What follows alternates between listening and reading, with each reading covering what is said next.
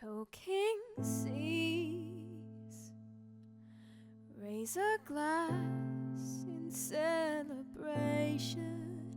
Broken trees, make a toast to amputation. Our glory burns. Shine a light, mesmerized by information. Learned minds, valued thoughtful decimation. They feel they're doing right. They think the future's bright. When did the fires of hell start to look like heaven? Glorified codes and signs, formulas they enshrine, breeding the land, rats of mayhem. Worshipping spells of harm, breathing the progress charm.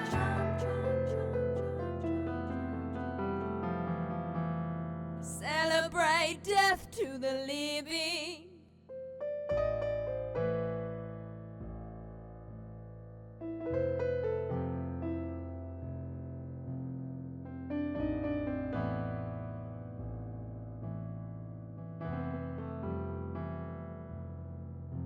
So when does home end? And when does the peace begin? And where is your love that sets all the children free? How can you not care? Why will you not live for peace? The tide is turning, the levee's straining, but you're so proud the wall keeps forming. Your disconnection is not perfection. All your inventions are aberrations. While you're resisting, your thoughts persisting, the excavation of the lemming's fortune. Your brutal niceness, your kind indifference perpetuates the endless destruction. So what we're trying to point out here is that, and I'm using the word I got to become conscious and learn not to say I anymore, which is this man, you know, is that these images, now we explained before, ABC are Egyptian hieroglyphics. Every image that came out of nonsense, given a physical material form, which was Freemasonic, satanically engineered, are phonetics and etymology. They carry the information of that symbol, and they use these symbols everywhere. And that you can call them codes. And I'm not talking Da Vinci Code, because this is all a red herring. They give you a lot of red herrings out there, a lot of fraud and lies to deceive you, to put you on the wrong track. But when you're initiated and you learn these codes, they can communicate to each other what the true meanings are. This is why they also have their handshakes. And you know, I've shaken hands with some of these people, like John Hewson, you know, who was one of my customers. And I mentioned, you know, he shook my hand as a Masonic handshake, and I looked at him and said, "I'm not one of you." This is back in 2003 or something, 2004, whatever it was. And he lives out here. And I've had many handshakes with these people, and you know who they are. And because the image of nonsense is a symbol, the symbol of the hand. When you shake the hand, and the various positions, and they have many positions telling you. It's no different to when you're looking at A as a symbol, or the letter R that I gave you that sound of R. They use it to communicate the nonsense with each other. But they also, it's used like a wool, like a blanket pull over your head to keep you in darkness, so you don't realize what's going on. And what you don't know, when you're not of sense, you can be ruled by nonsense. So really, when you're in darkness, which is nonsense, it rules you. What you don't know can control you.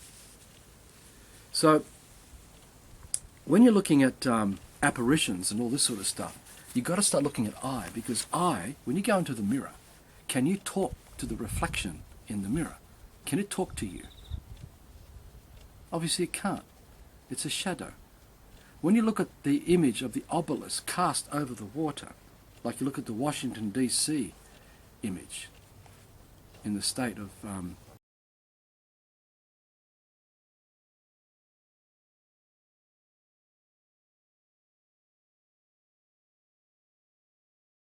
that shadow of the is the reflection of I, mine, and that is the power they have of the system, because they needed you and everyone else of man to fall into that, because they needed your force to set into motion the life of the system that is the dead corpse, right?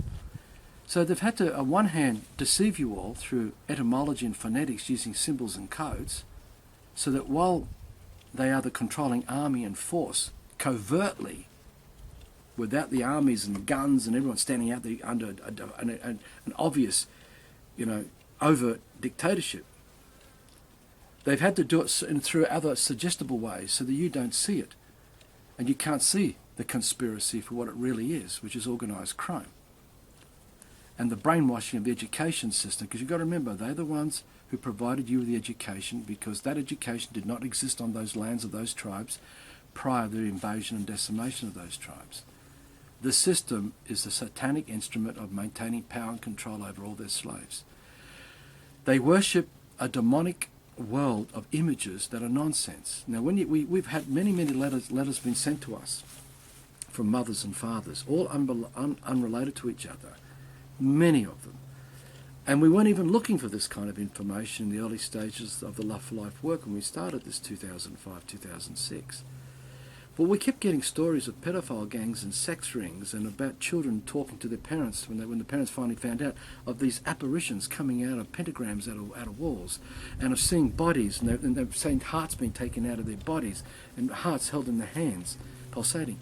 Now this has happened not once or 10 or 50 or 100. The amount of letters we've received, all these people are private, some are coming out now, it's staggering. Now, when I said to you, all these people who sold out to the Freemasonic satanic world, they're all under an oath of death and destruction. They all get exposed to this stuff because this is part of the emotional ties where, like that man that kidnapped Fiona, to me, I saw a man who witnessed these kind of things. And the horror of this is what shatters him, breaks down his connections to sense and his conscience. So he's more entrapped by the power and the force that's around him, knowing he can't move left or right, because if he stepped out of line, that force is so powerful. If they're prepared to rip bodies open, take hearts out, and conjure up apparitions that come out of the wall and all this sort of stuff, and we'll get into this in a sec further, then he knows he has to remain his loyalty to this darkness. As is every judge, every politician, every scientist, engineer, everyone else everywhere in the system you turn, all the supposed good guys coming out of all the woodworks now, they're all tied to this. To what extent, I don't know. Whether they're all exposed to this kind of madness, I don't know. But they're controlling the pedophile sexual ring exposure right now. Many of them are out front controlling it. We will lead every revolution against us. They will expose the truth about Christianity and all that, and control the movement of the sheep away from that lie to the new truth. They'll control the exposure of all the harm and destruction caused by the inner worlds of the Freemasonic world with their pedophiles, and lead it down the road where they want to take it. They're going to control everything because they have to. They've got to control the outcomes. Because if they lose the system, if total chaos broke out, which is us walking away from the system in their terms, because we are in chaos. The system is chaos. Living the lie is chaos. And all the individuals need the system to glue them all together with the oneness glue, right? That is chaos. And that's the order to the chaos, for there's the system. But to lead them away into the next version of the system, they've got to win the hearts of everybody in every possible way. These letters we've been getting reveal to us something else again about who are these people? What is really going on? And what Fiona and I got to see is that they were all compromised. Many of them, well, probably all of them, are all under fear of each other. They all need sanctuary. I know from some of them who I've spoken to directly, they can't move left or right. If they've even been seen to be helping us, it's the end of their career. It's the end of their financial wealth, because they'll just destroy the one finger of the bus. They'll bring it out. They've probably got them blackmailed with photos of them in orgies and maybe caught in rituals and things, and pedophile gangs and all kinds of stuff. There's a whole range of crimes these people have caused that they can pin them and run them through the courts and destroy them, right? This is why you see so much suicide in their world, because the shame, they just go and kill themselves quietly. They just go and end it right there because they don't want it to come upon their children and their families, and they don't want their wives to know. Some wives who are in on it, by the way. or vice versa. The wife is more powerful. Because there are a lot of high priests that are women, are very powerful, and many of them are brutal. They're doing the rituals, cutting the bodies open, taking the hearts out, conjuring up the apparitions out of walls. There are many women, and you have to look at the women in politics and some of the big power positions. Look at their faces. Look how hard and cold they are. Look at many other women as board of directors. You're going to see this nonsense everywhere. Many of them are sold out. Whether they're conscious of the bigger picture, or whether they're just a cog in the wheel of the system that is the picture, either way, they're compliant and complicit to setting the system into motion, and they must have everybody else caught up in it. There must not be a precedence where people can get away from it, and all those lost in it can see true freedom and go, oh my God, we're all going to flee now, and leave it. Right? So the we will lead, every revolution against us comes in 1,001 ways. Going back to apparitions and all that, images require the conduit of water of our breath. The breath that I breathe out and the breath that Fiona breathes out are from my lips to her lips. There's no separation of water. We are always in the presence of life of water, that is air that we breathe. It's water. The sound that comes out of Fiona's mouth, the sound is transmitted through the conduit that is water, that is consciousness. What she senses, that is smell, and what she hears, and what she touches, and what I touch, and what I smell, and what I hear, etc., is through water. It's all through sense. Sense communicates through sense, because water is sense. It's living consciousness.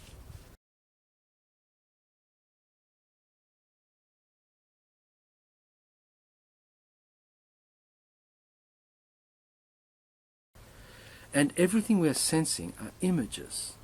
Are images within images within images, all connected through the extraordinary beauty that is the dream of life. Right, where there's no outside or inside to the water. There's no outside or inside to the dream of life. There's no within or without. I think I explained, when you cut right through the body, come out the other end, all you find is water. There's sense. There's sense everywhere. You can't escape sense. The moment you escape sense, you're dead. You're nonsense. You're truly dead. If you live your life for nonsense, and that's all you live for, and that's all you set into motion, you have died. It's true what they say, you've been given one shot at it, at life. Because you're hijacked to bring about the one shot. Because if you weren't hijacked, there was no one shot. Because you would have remembered who you are, and no one would have caused you to give up who you are as man.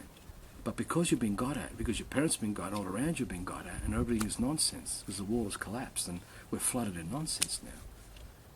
If you don't create man in water, that the truth of man, there ain't no man to continue on with when this body breaks down in the water again, what you call death.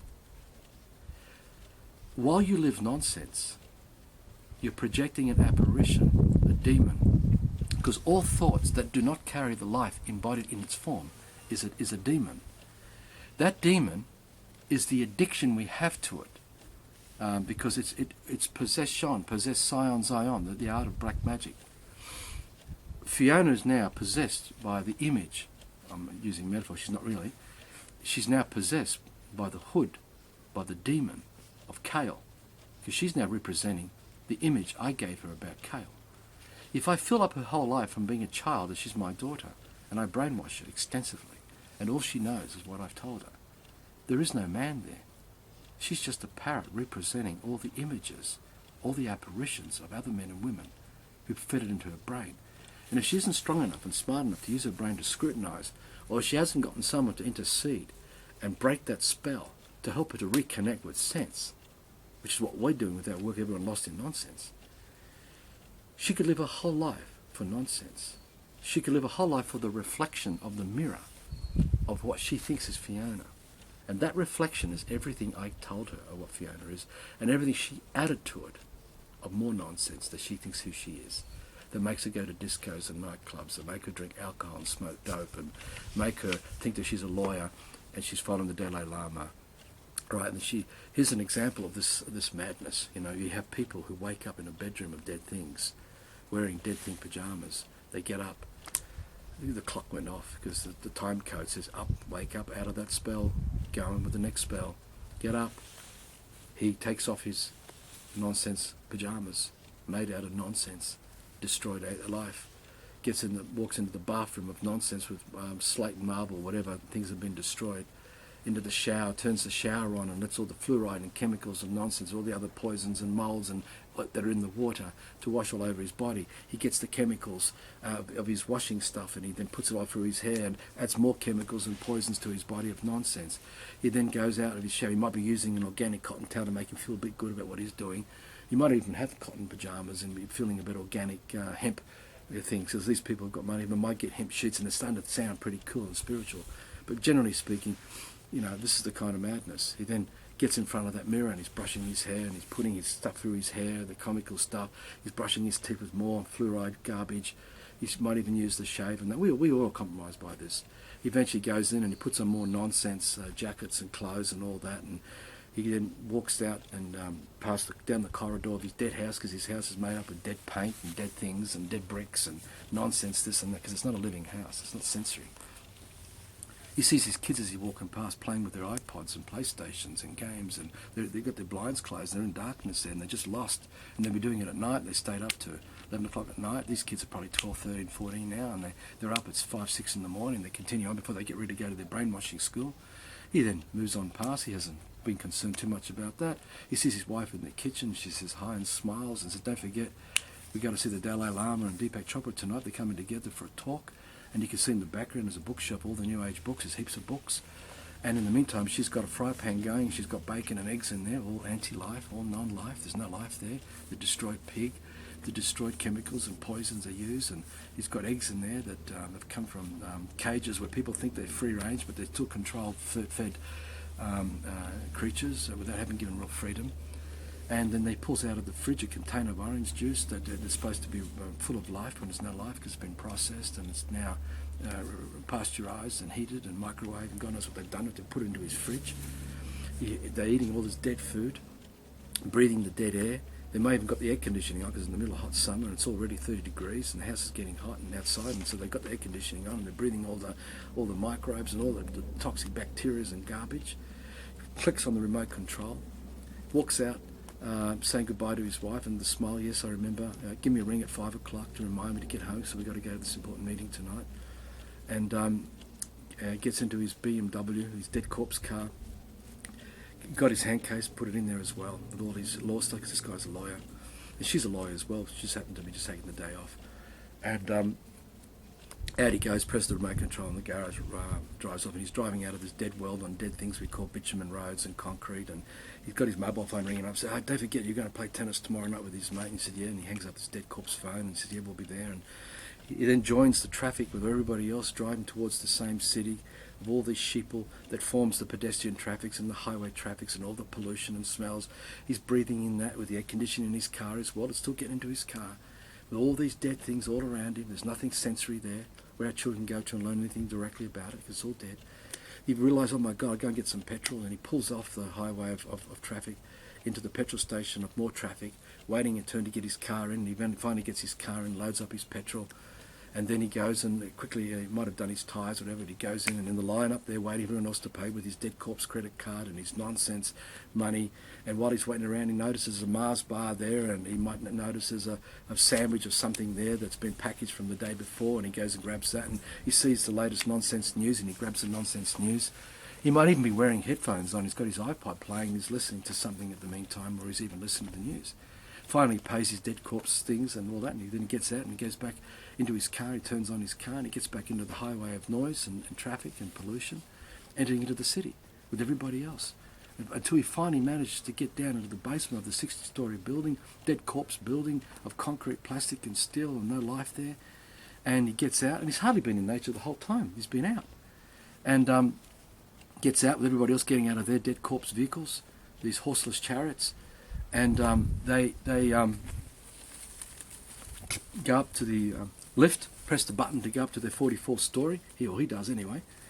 And I'm getting a bit of metal coming out here, so I just turn the head around this way. And he walks into the office there, and he says good day to the receptionist there, and he's part of this large legal firm with 30 lawyers and a very big company that specialise in fraud and God knows what they do there. And he goes into his office, look at the background views through all the mirrors, all the glass of the Sydney Harbour. And he spends his whole life dealing with nonsense, enforcing nonsense with more nonsense. And his whole life is nonsense. Even when he tells his secretary to go downstairs to get him a whole meal sandwich of dead corpse, processed wheat and dead things to fill up his body, because he thinks he's doing something good and healthy and right, when he ate it all. And everything he's doing is setting into motion. And all the clients, everything coming out of his life are doing that.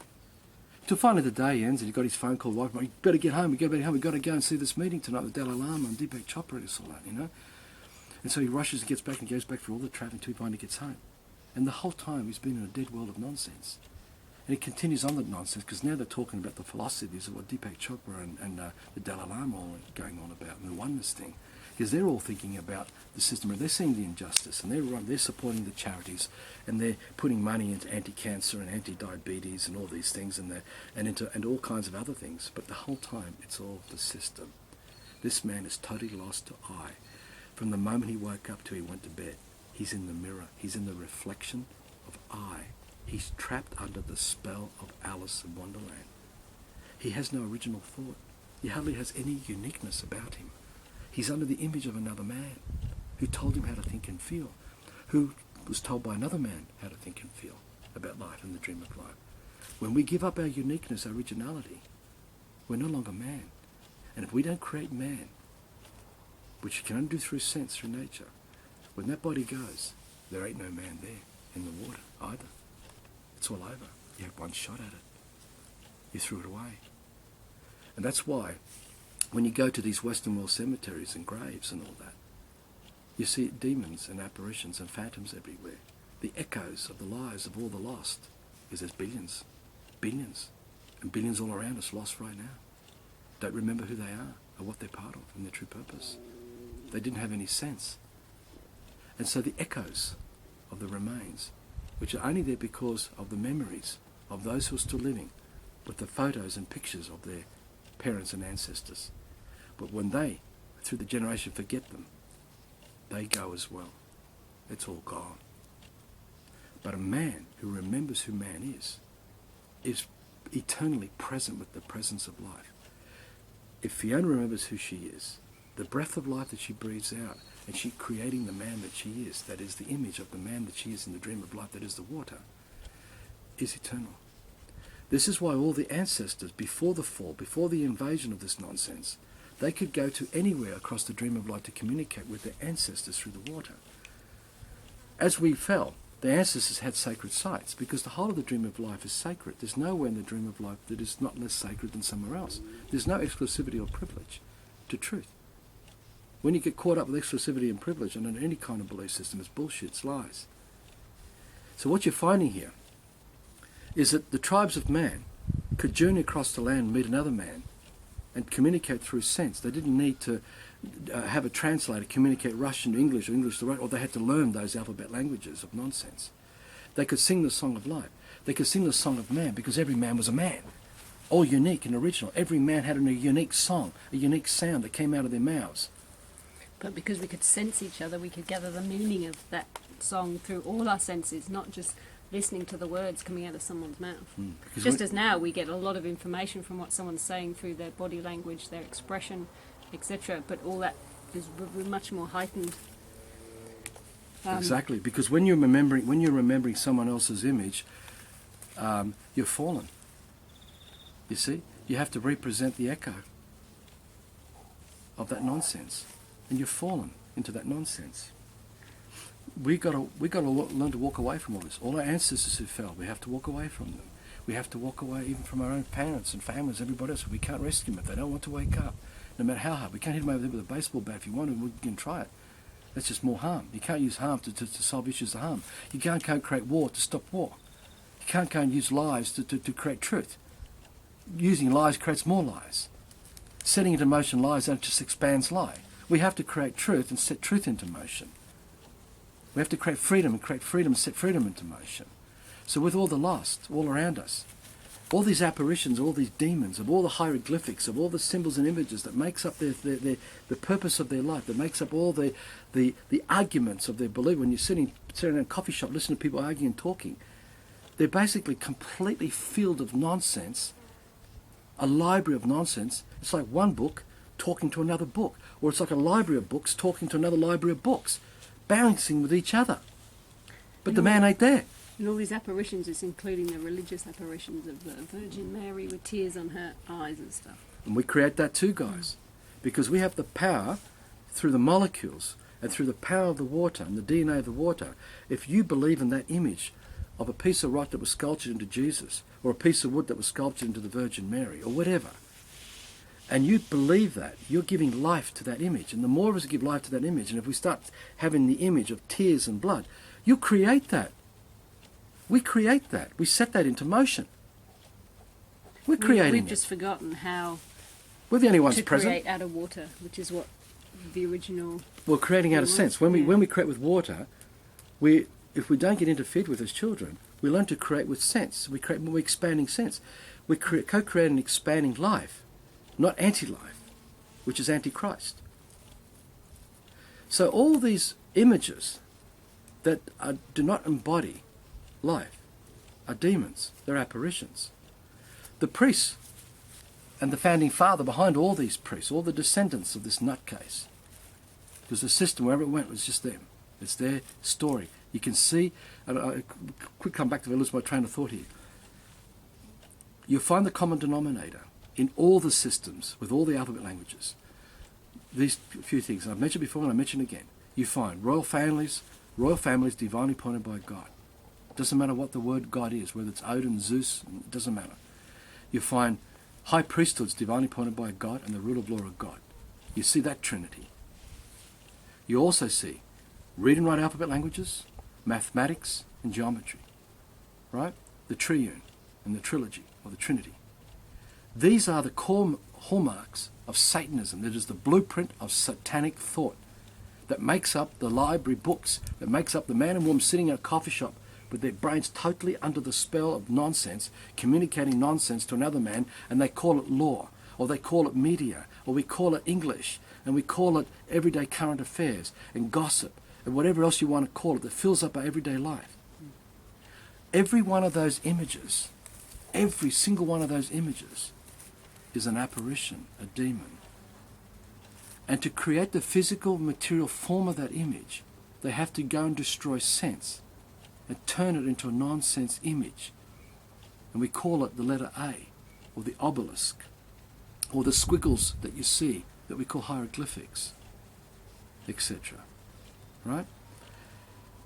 They are apparitions. Now, to keep those trapped inside the prisons of the high levels of the Freemasonic orders and sects and cults, because they're just orders and sects, the 13 nations of Israel, the 13 orders and sects, all sunk below the waters of the firmament, which we're going to talk about. Right? These apparitions are given life to by them. If you want to conjure up a demon and give it power and bring it out of the... You only have to get enough people together to do it by thinking those images and set those images into motion. If you want to use terror and fear as part of the reason why people come together to do it, or whether you do it through some peaceful means where you think that you're a good guy Satanist practicing good satanic stuff, but you don't realise you're doing the same thing because it's a part of the occults and esoterics of Freemasonic satanic ways of life. Right? So the only reason why we see images, people say they've seen the Virgin Mary come forward or they've seen Jesus come forward, is because we created it in the water, because the images are in the water of our breath of man. Every image is in the water. And if every man forgets the nonsense images, those images fade away. And if we completely forget it, we also bury all the nonsense images that we call obelisks and ABC and buildings and skyscrapers and cars and everything else goes with it as well, because it's of the dead world. You see, the car is a demon. It needs you to hop into the image of the car to perform the car. You are now the actor of the car. The car has no life, just as the aeroplane has no life. You're not flying anywhere. You're not going anywhere. You're just walking, hopping, sitting down, moving while you're still sitting down and getting out, walking. You haven't flown anywhere, really. Same as the car. The car is a dead corpse. It can't do anything. We've fallen into nonsense. The whole time of the purpose of that car is harm to the dream of life.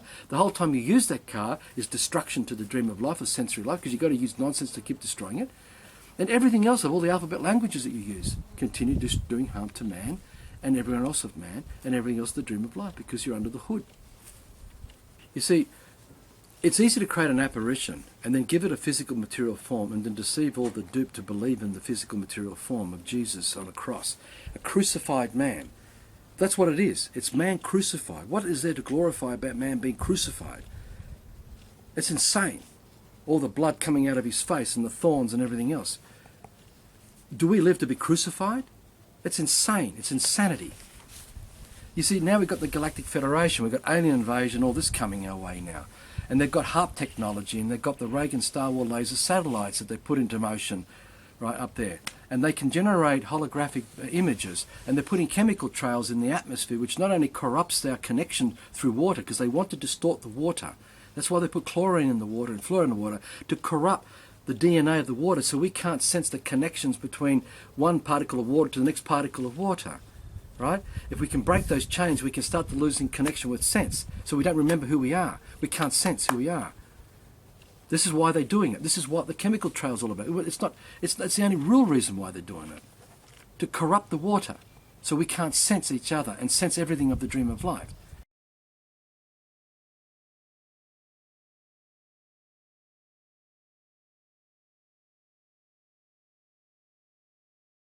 The high priests know this to be true.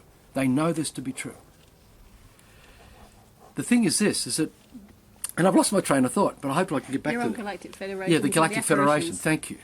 Because we've been on it for 3 hours in the heat, and we want to end this as soon as we can, but we want to make sure we've covered this as well as we can. This is a gift for you guys. We give this as a gift. We don't own it. We just give it away. It's easy now to deceive everybody into accepting alien invasion, because they've been so pounded by Star Wars and Star Trek and all the other sci-fi films and all the science fiction books and all the remains of the previous dead world that was buried under the ocean, because they had UFOs and all that built then. It was all man-made. Everything was man-made. All the technology has been recreated again. They had electricity and telephones. All the evidence has been uncovered. You'll see all that. I think I already mentioned about the one tree through carbon dating that represented, I mentioned that? I don't know if I mentioned that. No. They found one tree in Newcastle, here north of Sydney, that was fossilised, a tree through 6 million years of soil strata that was representing 6 million years of carbon dating. One tree. That just shows you the absurdity of carbon dating. Now, you can't bring forward carbon dating. Talk to carbon dating, is it true? 6 million years? All you got is a man representing carbon dating, of that intellectual property, of that demon, of that apparition that he's been hooded with, that he's in darkness under, because he's under the power of that spell, of that demon that rules him now, and he worships it.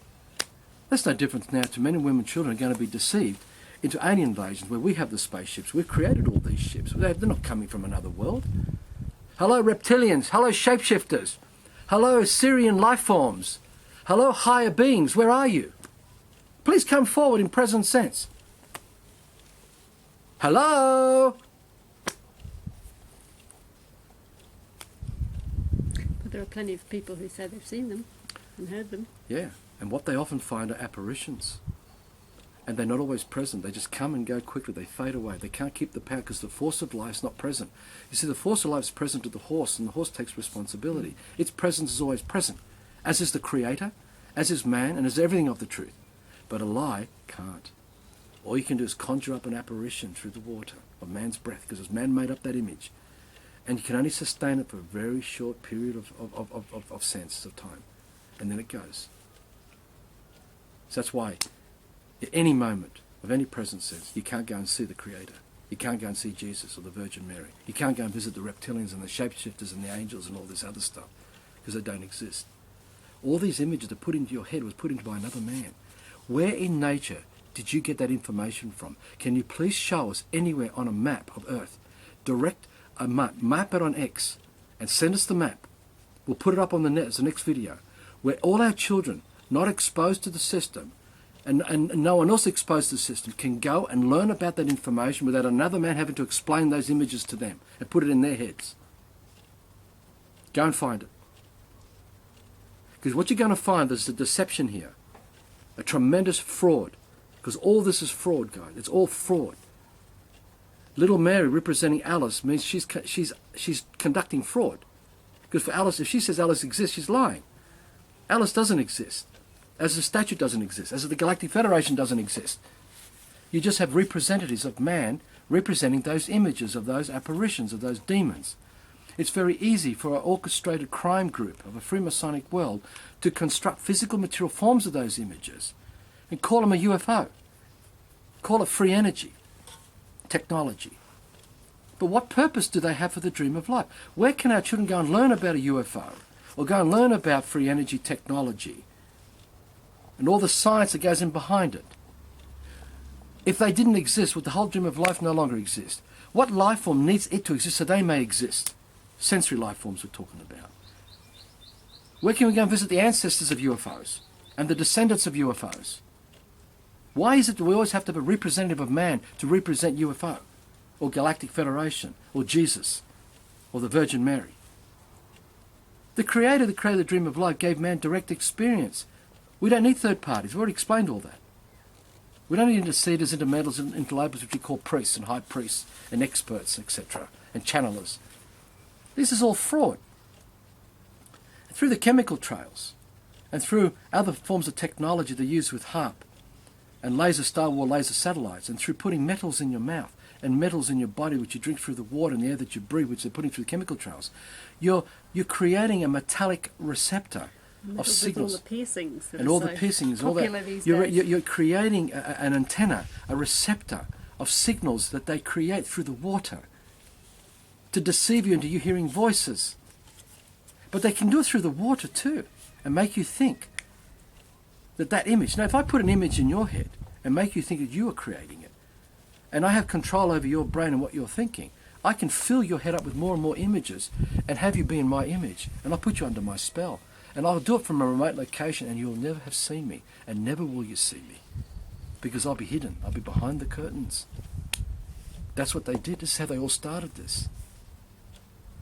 Right? So tell me, where are the images of nonsense that are not nonsense, that are true? What are those three girls that back in the 1920s that in Spain, wherever it was, and they saw the Virgin Mary? Oh, yeah. You know, the Fatima. Yeah. Right. Going? It's Portugal, I think. Okay, Portugal, wherever it was. Okay? No child exposed to those images. No child, anyone exposed to any one of the systems exposed to those images. Go to that location and get all that information now being exposed and all the images put through the media today and books and everything else. This shows you the truth, guys. You'll see the fraud to what it is. It is a contrived deception using innocent children, making them out to be innocent when they don't even know what's happened to them. They've been used and abused, as we've all been used and abused to represent English. Remember, we're all the descendants of tribes of man that were invaded and decimated. They will use every possible trick under their books of esoterics and occults to continue to con you into making you think you're on a journey heading somewhere where there's a higher power than you. Anything to give up your responsibility for your life here and now. You've got to give up your responsibility for using your brain. Because when you're under my image, you're no longer using your brain. You're using it just as an echo chamber. And you'll use less and less of your brain the more I have control over you. That's what you call a Christian. That's what you call a Jew or a Muslim. That's what you call a politician and a judge. Right? That's what you call a David Icke or a Jordan Maxwell. They're all lost. They're all dumbed down and stupid. All of them. This is why getting back to the kingdoms is so important, because it's once we've got things taken care of, like our food and our shelter and our water, so we don't have to worry about that every day, don't have to perform and slave for that every day. That's when we can slow down and start thinking and contemplating and work out all the other stuff that we don't know. Exactly. We're the ones creating everything. The buck stops with us. Once we stop taking responsibility for the images that we are thinking and setting into motion, we can begin to withdraw from nonsense, because we'll start to see the images of sense, and where we see images of nonsense, we say no. I'm not going to believe that. I'm not going to feed it nothing. And the more we extricate, we are now causing a mass exodus out of nonsense, out of the spells that make up all the books, that has everybody glued together at a coffee shop talking, that has us come to a church where they congregate in a church with under the standing of the supreme power of God and of Jesus, that has them go to a mosque under the prophet of Muhammad and all this other stuff, right? All man-made, all sacred of man, being spoiled and destroyed by man. We have to stop this madness. We've got to withdraw, withdraw, withdraw. So I'm just saying again, and Fiona and I are saying this, together we're saying this. Watch out for their tactics, guys, because they're going to throw at you alien spaceships. They're going to throw at you aliens with their man-made. They're clones. They made them. You just don't know about it. I can see them. I've sensed them. I've gone into the water and I can see them. And they're going to bring out alien clones at you. They're going to give you the impression that they're going to come to be your saviours. Or they're going to become to be harm doers, and they're going to have a war against them. And while under the guise of all this war and battle, everybody that's a good guy, all the good people, like us, they'll kill us, destroy all of us under the dust of all that fog. And in the meantime, all the power structures will unite.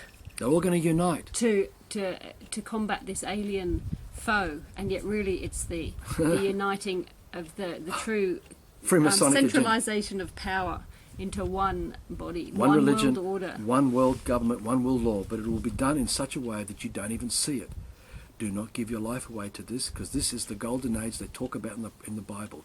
The Bible is self-fulfilling. It is a But blueprint. it's not our golden age. If you see the codes, if you see everything for what they are as the hieroglyphics, you'll see the whole Bible is hieroglyphics. You'll see every holy book ever written, every alphabet language ever created are hieroglyphics. It all comes out of this nonsense of Egypt. They're all apparitions. They make you a slave and you have to perform and represent those images. And by doing it, you'll set them into motion. You'll give it life. Though it's temporary, it's not permanent. So you've got to see all the nonsense for what it is. We are the only ones that exist in that way. If there are other aliens, we created them. Our thoughts are so powerful. Without us, this stream of life cannot exist. We are the only ones who can breathe life and set it into motion. Without our thoughts, where we can reason, contemplate, think and feel about the dream of life, without us experiencing the senses, it doesn't exist. If no man exists to hear the tree doesn't exist. People say, but the tree still exists. But that's a man saying that. Man has to be present to the sense of tree, or the sense of life of any life form. But if man ain't present to the sense of life, there ain't anything anymore. You see, we are the only ones that exist, and while we exist with sense, the dream of life exists, because we're the ones setting it into motion.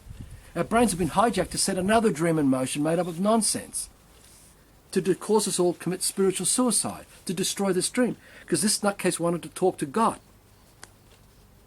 because he got so full of himself. But he's pulled out. Annis in the Ringing Cedars book touches on this. I came to this as well through the water. I sensed this. The whole purpose of all this was to cause man to commit spiritual suicide, no difference to a child screaming and angry, wanting to get the attention of the parents, so it starts doing destruction, to get the attention of the parents, to screaming and calling out. This nutcase created the dream of nonsense that is the system and everything of the system, to get man to commit spiritual suicide, to cause the Creator to come forth to talk to him. He realized he couldn't do that, because he realized man was the Creator. And if man was to commit suicide to the dream, the whole dream goes too. He stopped it about 5 years ago. It was passed down through the generations. He trained his son, who trained his grandson, and it was passed down. And the images were then through remote control, because they controlled all the orders, because back in the Vedic days, they were all tribes of man. Right? There was no Egypt, no systems. We didn't have any of this stuff. None of this existed in the system as we know. No alphabet languages, no history, no history, no universe. None of that. He put those images.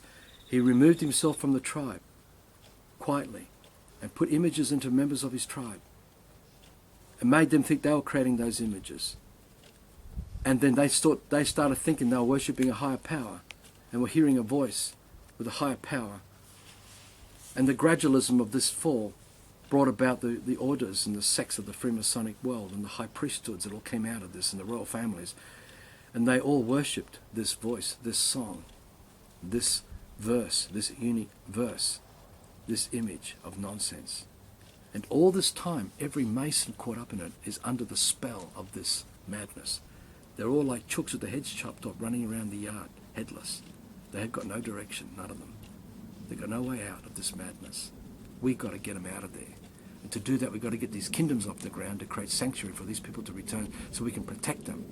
And we have to do it right out in the open for all to see, to tell everybody, we are just do no harm. We live for do no harm. We're not a cult. We're not a sect. We're not of an order.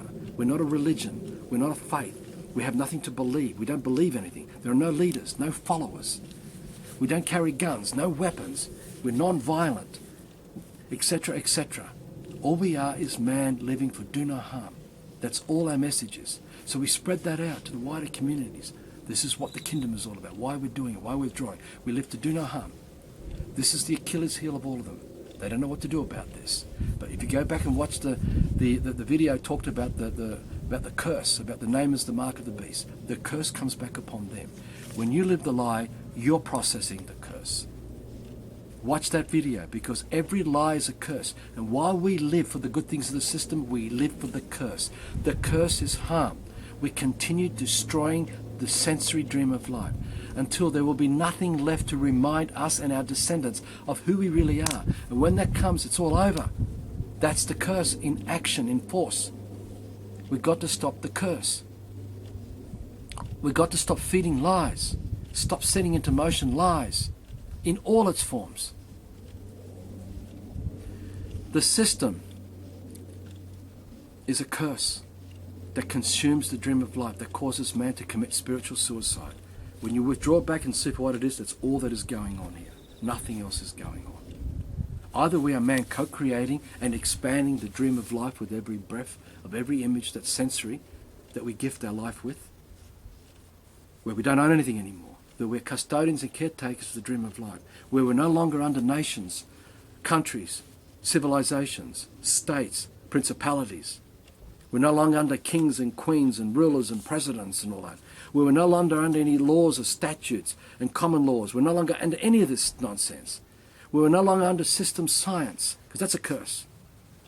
Everything of the system is a curse because it makes us do harm to sensory life.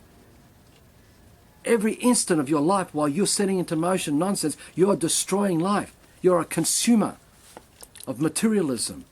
You're a consumer of sense. You are the cancer that spreads to consume the bubble, the hologram, and the dream of life until there is no presence of the breath of life of the Creator that is man anywhere. And if we destroy it all, we no longer exist, and no, there's the dream, guys. It's all over. That's how close we are now. We're getting close to this. You see, in the system, we've been saying for years now that the Earth is not a planet, and that Mars and Venus are not planets, and everything, because this is all representing intellectual property. And again, watch the previous videos, and this one I think we've pretty well covered why we say that, because there's been no direct experience, first party to first party, between Mars and the children. All that intellectual property, our children have to be exposed to us and all those brainwashed to represent that intellectual property, fill their heads up with it, so that they can then, when they're looking at Mars and Venus, they're thinking in terms of solar systems and everything moving and turning. But the truth is, all you see is moving, but Earth is not moving. We're not moving. We're not heading anywhere. We can't even get a rocket ship or a spaceship outside what we call atmosphere now. We can't do it. It's impossible. They can't do it because you can't use something dead to travel through sense. It's impossible. You can only prop it up for so long and it drops. That's why it comes back to Earth and crashes. They've never ever been in outer space. They've never ever been to Mars or Venus. They can't get satellites out anywhere. They can't do anything. It's a lie. The reason why NASA has such high security is to protect the lies and the liars. Right? Unfortunately, so many of man are so dumbed down and stupid under the spells of system science that they believe that everything they're thinking and seeing through the microscope and the telescope and all their thinking, which makes up all the books where they're sitting around talking in their conference rooms and in their university halls and as big graduates and all this sort of stuff, they are brainwashed, totally and utterly brainwashed under the spell of intellectual property. Well, I guess the biggest one is that we're sitting there, everyone tells us we're moving, but we can't actually feel it. No, exactly. We can't feel anything moving. Now, the thing is that if you go, and we'll put the link, actually it's in the previous videos, go back and watch some of the videos about the Dream of Life, Part 5A, 5B, 5C. We've got the links in there. You can go and find those links in there. And there's a Syrian pilot just came to lives a few weeks ago through email, and we put all his videos up. And his English ain't the greatest, but his intentions are fantastic. He also shows, as a pilot, the ludicrousness of the fact that Earth is not turning.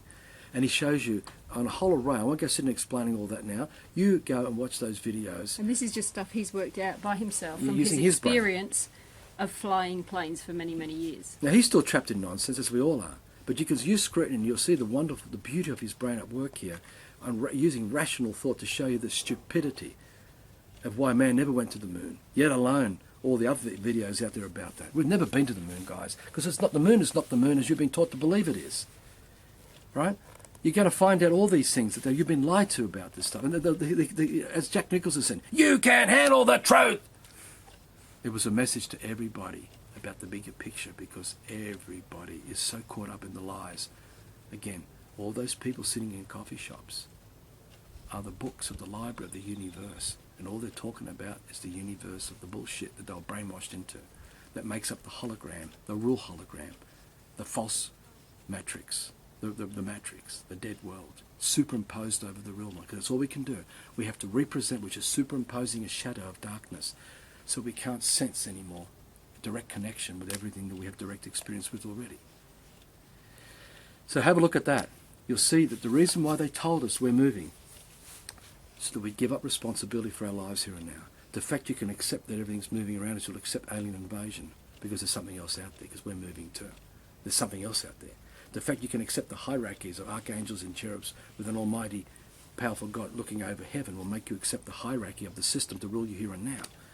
Right? If they can make you give up your responsibility for taking your life, responsible for your life here and now, in present sense, they got you by the balls. You're under their thumb. You are their slave, Nero. You are their slave. Are you going to wake up, Nero? Neo. Or Neo. Shows you how much I remember all this stuff. I don't want to remember all this stuff. I want to forget it all. So anyway, apparitions are satanic. If they give you a physical material form of it, it's man-made. Look at what its purpose is. If whenever you see it, what purpose do they have in the dream of life that aids life and rolling along here and now? Look at the articles, videos, debates, discussions we've had. All there on those links you'll provide. We'll provide you just the core links. Go and look at them. Use your brain. Use scrutiny like we've been doing. Argue. Argue. Argue. Don't have to fight. Don't have to hate. Just argue. Challenge everybody. Challenge people to use their brains to scrutinize everything. You have to. You can't take for granted anything anymore. You're thinking. Use scrutiny to work out what sense is. And rout out all nonsense. And let all the nonsense fall behind you. You keep moving forward with sense. It's just an analogy. So, have we got anything else to say here? No, we've said everything. Well, I hope this has given you enough. Well, I don't say hope. We're just determined to wake enough of you. Come and join Kingdoms with us. Now. There's no magic moment with a magic wand where all this is going to happen. All you're doing is setting the dead world into motion while you continue compliant and complicit, using their water, using their electricity and their gas, using their education system, using their money, using their telephones, using their inventions of science. You're just feeding a dead world. You're wanting the dead world to completely go. And while you're doing that, you want my children to die. You want to kill my children, and your children, and everyone else's children. You don't care about them when you do that. Every morning you wake up and then go to the coffee shop. Now there's another point here that just came to me. When you cook food, you're removing the water, the original water, of the original dream that is nature, out of that image that is the tomato and the apple, etc.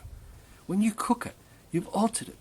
Now you're setting into motion anti-life, anti-Christ, nonsense, darkness. And by setting it into motion, it becomes you.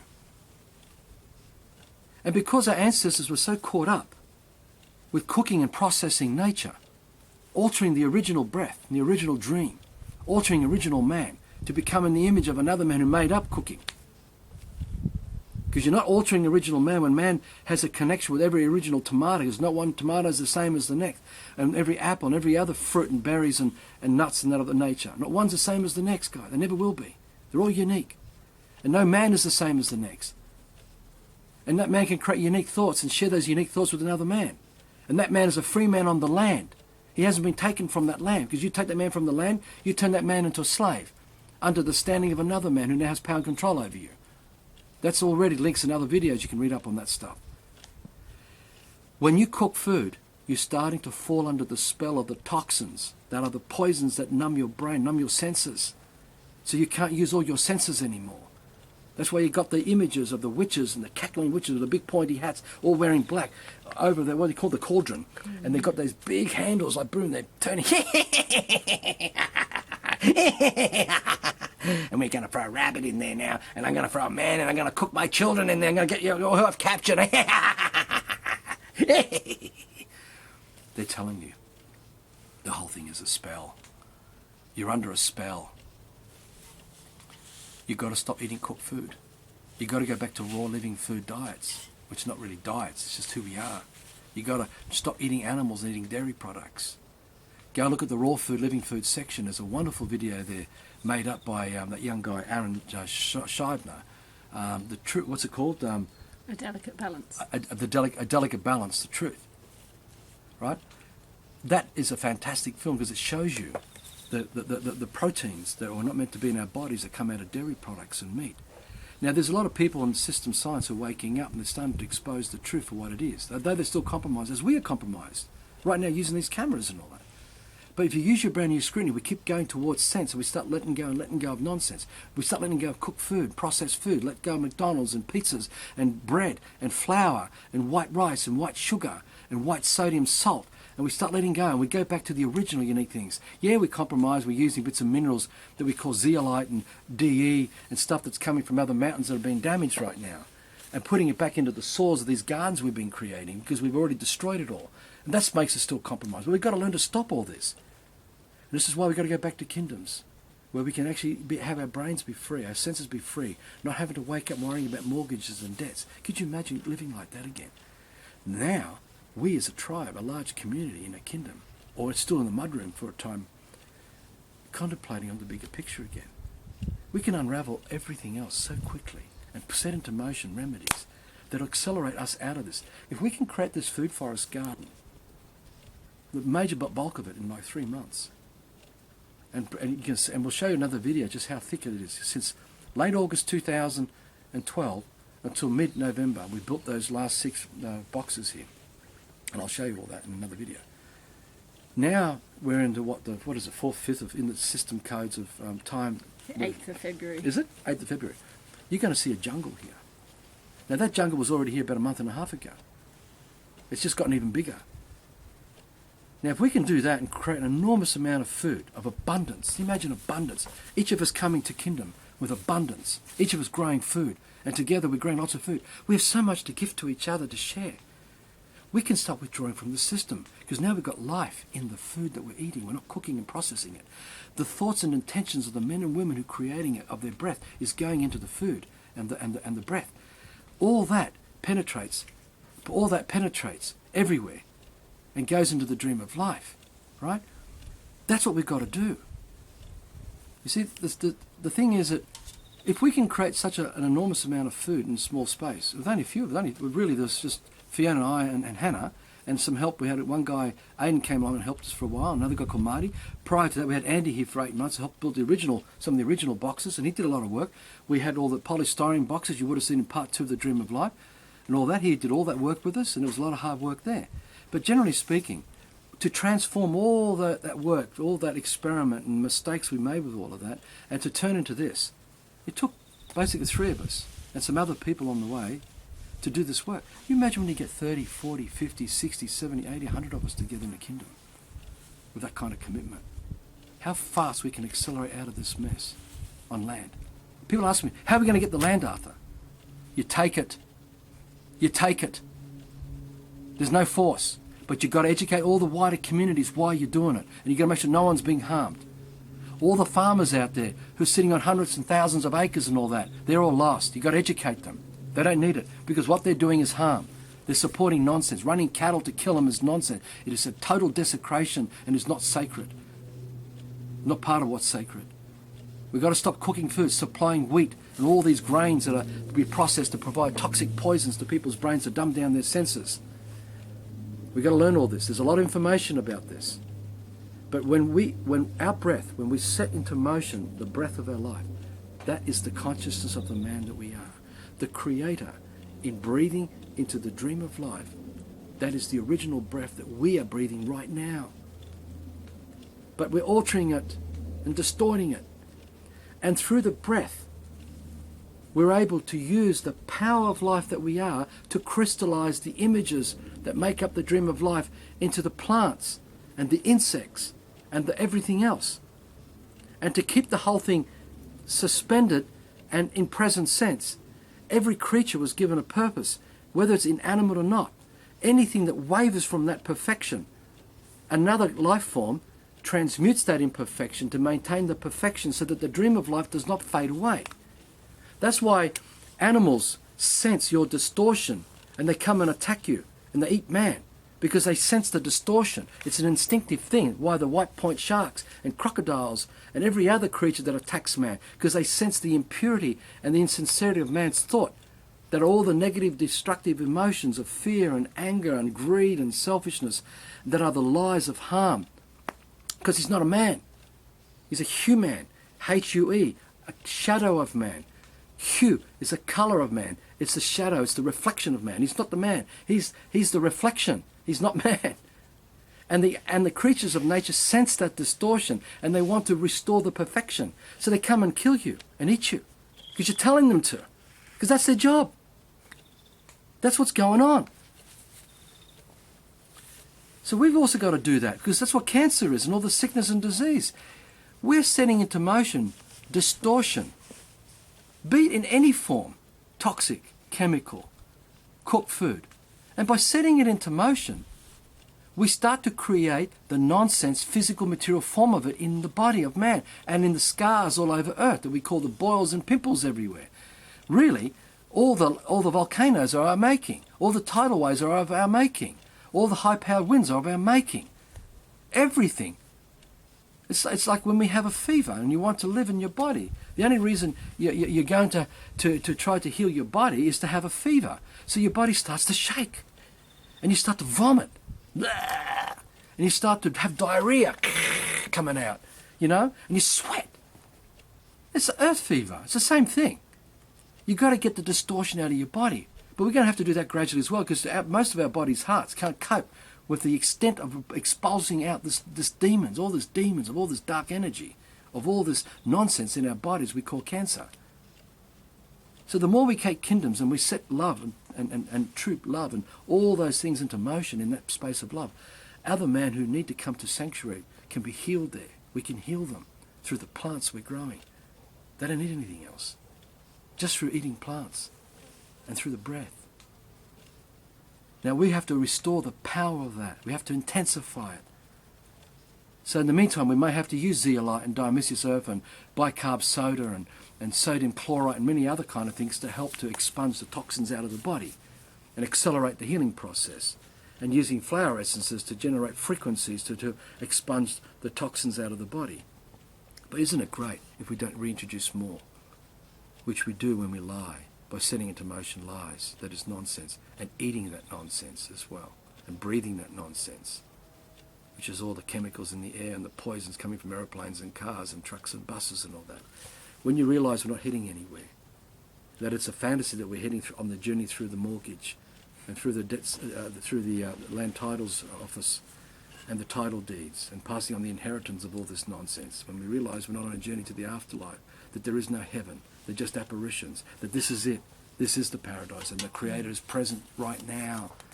And when you wake up, you can sense the Creator, as I've done. Not that that is important or a privilege over that. We all have this ability in our unique way. We all have this ability.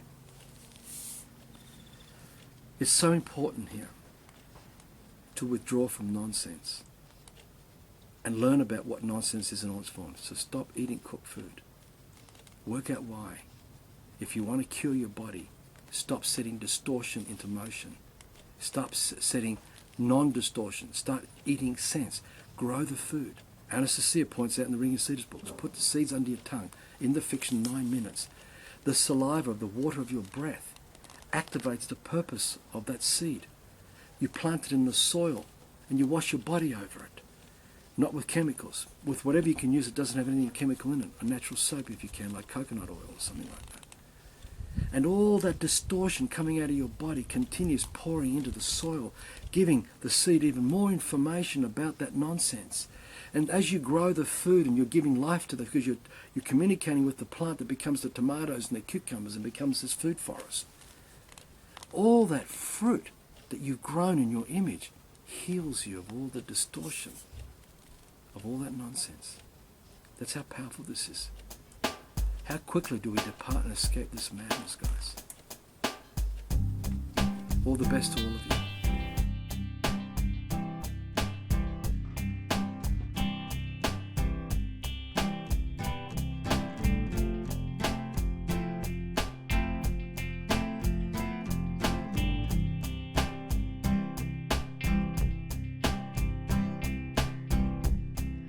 Trapped within our world, watching dreams without blue skies floating by.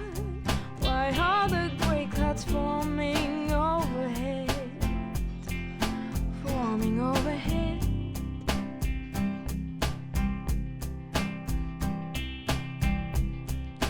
I'm trying to breathe, I'm following the path mapped out from the start.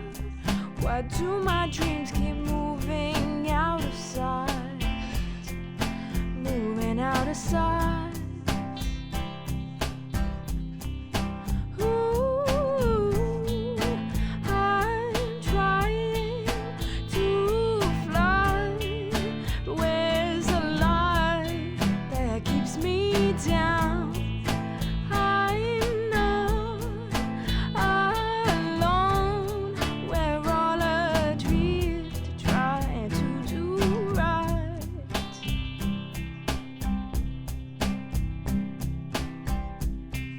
The sunshine that I seek shines faintly through the smoke. Layers of fantasy, images that blind us to our lives, blind us to our lives.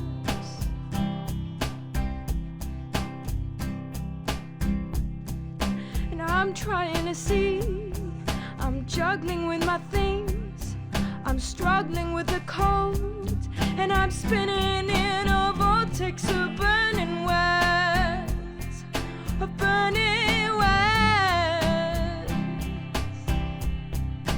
Ooh, and my head's on fire. Oh, where's the love inside my heart to wake me up from storyland, from my deep sleep? We'll save the forest, we'll save the mountains, we'll save the ocean when we save our lives. We'll save the children, we'll save the old ones, we'll save our earth when we save our lives by doing no harm.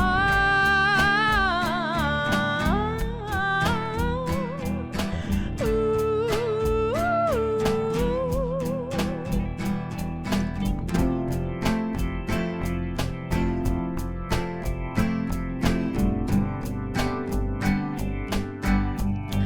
We're living for the love that lights up in our hearts. We're living for the dream of a world of do no harm. We're living for our kin, our tribe of conscious men. We're living for the truth, no more waiting for saviors.